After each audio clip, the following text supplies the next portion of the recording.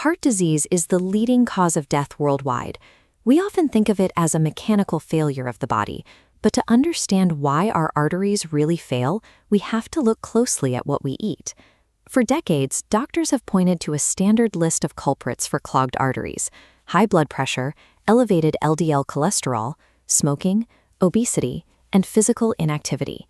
This pie chart shows the breakdown of first-time cardiovascular events. Notice this slice here. Roughly 15% of massive heart attacks and strokes happen to people who present with absolutely zero of those standard risk factors. That gap tells us our standard medical model is missing something. There is a hidden biological vulnerability built into us. Look at our closest evolutionary relatives. Captive chimpanzees live sedentary lifestyles, just like us.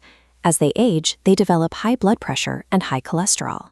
Yet, despite having the exact same risk profiles that would put a human in the emergency room, chimpanzees almost never suffer from fatal plaque-induced heart attacks.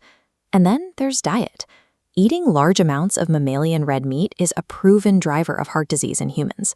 But feed that exact same diet to other carnivorous or omnivorous mammals, and their arteries stay perfectly clear. This divergence points to a specific, intrinsic genetic flaw. Our bodies react to red meat differently than any other animal on Earth. To see exactly what goes wrong, we have to travel down into the human gut, immediately after digesting a red meat meal. Beef and pork are loaded with a specific type of sugar molecule called nu-5GC. Nu-5GC is a mammalian sialic acid, a sugar typically found capping the ends of glycan chains on the surfaces of cells. Normal human tissues cannot naturally produce this molecule.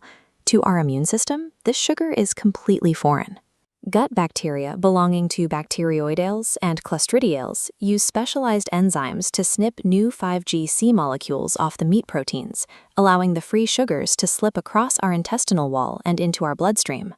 This diagram shows our native human sugar, nu-5AC, next to the meat-derived nu-5GC.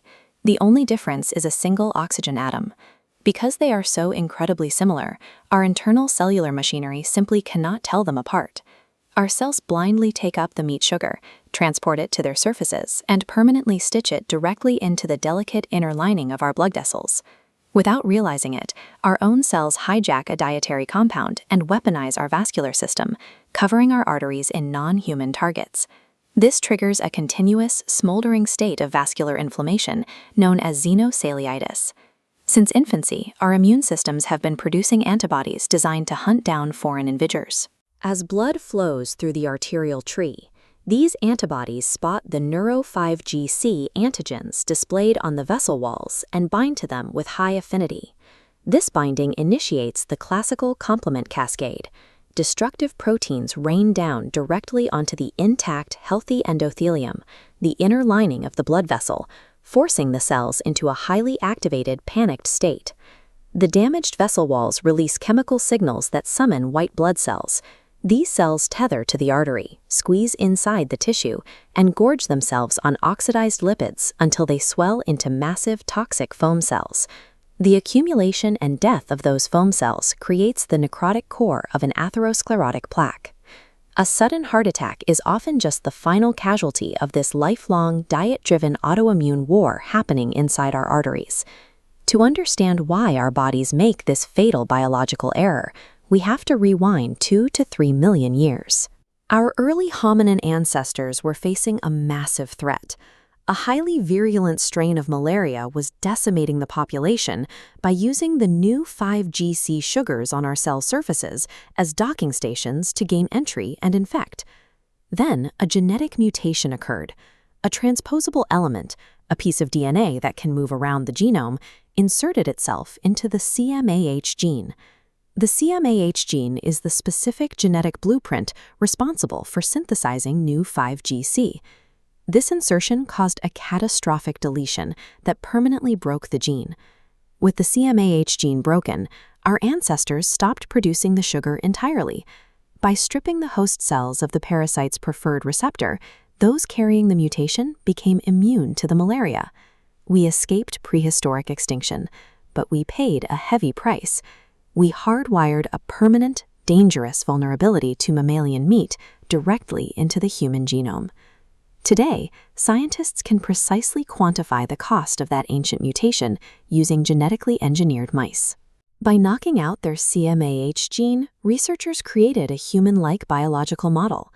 This chart shows the baseline atherosclerosis levels in these mice when fed a high-fat diet completely free of red meat.